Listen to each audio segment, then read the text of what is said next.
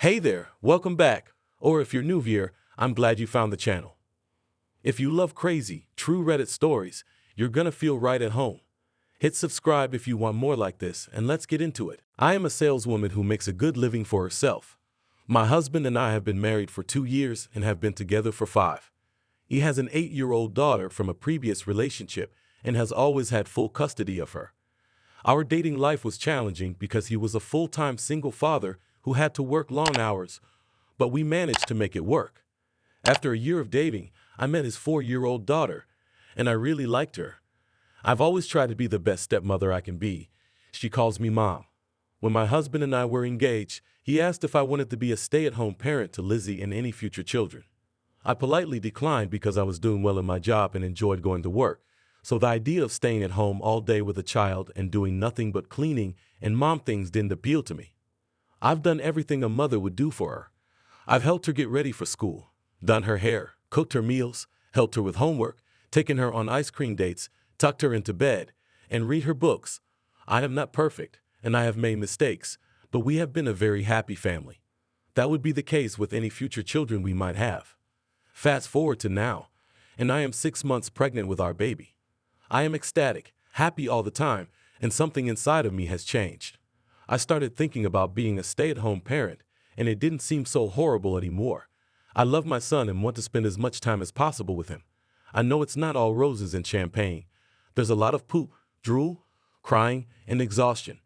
But I can't bear the thought of having only 2 weeks of maternity leave and then leaving my child with a stranger at daycare. I've been considering this for months because I wanted to make sure it was something I wanted rather than something I really wanted. Instead of just wishful thinking, I talked to my supervisor about the benefits and drawbacks. I'm at a point in my career where I can work from home full-time, stay with my son, and pick up my stepdaughter from school. I wouldn't mind watching her and spending more time with her, so after putting little Lizzy to bed tonight, I asked my husband if we could talk and excitedly mentioned my idea. I was completely unprepared for his reaction, as he was furious that we had agreed that I wouldn't be a stay-at-home parent before we were married, but I was changing my mind. And now he accused me of being a bad stepmother, which I obviously preferred. My spouse is on the couch, his choice, and I am crying in our room. I am deeply offended by what my husband said. I realize I'm not perfect, but I've done my best for Lizzy. I never imagined I'd change my mind about becoming a stay-at-home mom, but now I truly want to do so. He also said that my favoritism was disgusting and trustingly obvious, and that I shouldn't be allowed to stay at home with our son until his daughter could share the experience with me. For the record, Lizzy is incredibly excited about her little brother and cannot wait for him to be born. I would not have to quit my job, which is double, and I am honestly upset about my husband's accusations. I genuinely love Lizzy more than the baby, and I acknowledge that I have a stronger bond with this child. I think this is because of my own pregnancy experience. The baby is half of me, but that doesn't make me love Lizzy any less. It's just different. Is this really so wrong? Am I a bad stepmother? I hadn't planned on changing my mind again. I intend to continue working, and I don't mind taking extra care of Lizzy in addition to the baby. In fact, I think it might be a chance for us to bond over the I'm pretty crushed and getting more irate by the minute. I think I'm a good stepmother to Lizzy, and she seemed to agree. Update: thank you for your kind and supportive comments on my previous post. They were very helpful, as were some of the likely reasons why my spouse suddenly blew up at me. I did receive several angry private comments from what sounded like bitter single fathers, which just made me feel worse. I'm not sure what to say to my husband, baby. I tried to tell him everything I mentioned here, including spending more time with Lizzy and being closer to her. Confirmed my husband's irrational behavior. To address some of the questions in my previous post, I stated that I had the right to change my mind and that I wouldn't just leave my son to a stranger while sitting at work wondering about him all day. I also stated that I was willing to do more for Lizzy, such as taking her to museums and the zoo with the baby, attending all of her sporting events so she and her brother could watch and support each other, and participating in PTA meetings. I reminded him that this was a good approach for all of the children and that his distorted sense of fairness meant that he wanted to deny our children a loving home just because Liz's birth mother had failed her, I told him. And I even said that I was willing to work through this, seek counseling, and consult with child psychologists or other professionals to get an objective professional opinion on what was best for our family. Then he became enraged once more and screamed that I was going back to work 2 weeks after giving birth, which put an end to the conversation. He said that I had had my chance to be a stay-at-home parent, and because I didn't take it for Lizzy, I couldn't do it now for our child because he won't let me. As much as I love my spouse and our kids, I refuse to be dominated. It is irrational to intentionally limit your own child's chances in the name of justice. That is terrible parenting. The fact that my spouse wanted to do this to me and our son threw a switch inside me. I got up quietly and told my spouse that I was leaving, telling him that he had crossed the line and that I needed some space from him. I said that I would not subject any of my children to such an abusive and controlling environment. I won't be told where I can and cannot work, nor will I be told if I can or cannot work. I'm not a dog, and I'm not a slave. He became upset and started crying. So I told him that once things calmed down, we could go to marriage counseling because he clearly had deep-seated issues that needed to be addressed. I was shocked at that point, so I said, "For once, you will take Lizzy to school, and I will leave during that time." I went into our room and started packing, and he stormed in and started throwing my clothes from the bag while yelling at me. I was really afraid. I had never seen my spouse like this before. I replied, "If you try to stop me from leaving or lay a hand on me, I will call the police." I also told him that I was calling my mother to come get me up, maybe this time. It was an overreaction, but I was scared and just wanted to get my son and myself away from him. He started crying and left, so I called my mother and told her she had to come right away. I told her that I didn't feel comfortable and that I needed to stay with her for a while. So I packed my belongings as quickly as I could, and I left after about 5 days. I'm feeling numb. I can't believe how quickly everything happened. My marriage and family were completely upended in a matter of days. I wish I had never mentioned being a stay-at-home parent because if I hadn't, none of this would have happened. My husband and I were in North Carolina for a few days. I've decided that Lizzy is safe before he started messaging and calling on day 3, saying that she had been crying for me and missing me. I know my husband would never abuse her, but yesterday I spoke with her to make sure she was eating, going to school, and finishing her homework. She was crying and asking when I was going back, and I didn't know, but I loved her very much. I told my husband not to use Lizzy as a pawn to trick me into returning because it wouldn't work. He genuinely claimed that I'm proving I'm a bad stepmother by not returning and being there for her. Until he's ready to go to counseling and remove Lizzy from our problems, I said that if he mentioned Lizzy in any text or email, I would delete it without reading the rest. I also made it a rule that if he tries to bring her up in a phone call outside of the context of her being safe and cared for, I will immediately hang up. I told him that I didn't want to talk to him right now and that he should figure out what he wants because I'm ready to file for divorce if he doesn't get it together soon. My spouse started crying again, but I just hung up because I was too exhausted to handle it any longer. Since then, he hasn't said anything except for a text message I received today. I told him that I had the right to change my mind and that I wouldn't just give my son to a stranger while sitting at work wondering about him all day. I'd also expressed my willingness to do more for Lizzy by taking her to the zoo and museums with the baby and attending all of her sporting events so she and her brother could watch and support each other, and that this was a good approach for all of the kids. I reminded him that this was a good approach for all of the kids and that his distorted sense of fairness, where he wanted to deny her, I told him that denying our children a loving home just because Lizzy's birth mother had failed her would not make him feel less guilty. I even said that I was willing to work through this, seek counseling, and consult with child psychologists or other professionals to get an objective professional opinion on what was best for our family. Then he became extremely angry once more and screamed that I was going back to work 2 weeks after giving birth, which put an end to the conversation. He said that I had had my chance to be a stay-at-home parent, but that because I didn't take it for Lizzy, I couldn't do it now for our child because he won't let me. The fact that my spouse wanted to do this to me and our son threw a switch inside of me. I got up quietly and told my spouse that I was going. I told him that he had crossed the line and that I needed some space from him. Despite how much I love my spouse and our kids, I refuse to be controlled. I won't be told where I can and cannot work, nor will I be told if I can or cannot work. I'm not a dog, I'm not a slave, and I won't be forced to deny my own baby his mother and hand him off to a stranger just because his sibling had a rough start in life. I told him that after things calmed down, we could go to marriage counseling because he clearly had deep-seated issues that needed to be addressed. He became upset and started crying, saying, "You can't leave? We have a family, you can't take my son." I was shocked at that point, so I said, "For once you will take Lizzy to school, and I will leave." I went into our room and started packing, and he stormed in and started throwing my clothes from the bag while yelling at me. I was truly afraid. I had never seen my spouse act like this before. I replied, "If you try to stop me from leaving or lay a hand on me, I will call." I told the police that I was calling my mother to come get me because I was scared and I just wanted to get myself and my son away from him. He started crying and left, so I called my mother and told her she had to come right away. I told her that I didn't feel comfortable and that I needed to stay with her for a while. So I packed what I needed as quickly as I could, and when she arrived, I left. I've been with her for about 5 days, and I'm feeling numb. I can't believe how quickly everything happened. My marriage and family were completely upended in a matter of days.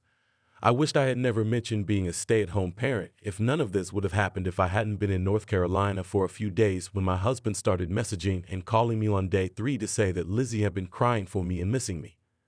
I've decided that Lizzy is safe because I know my spouse wouldn't abuse her, but yesterday I spoke with her to make sure she was eating, going to school, and finishing her homework.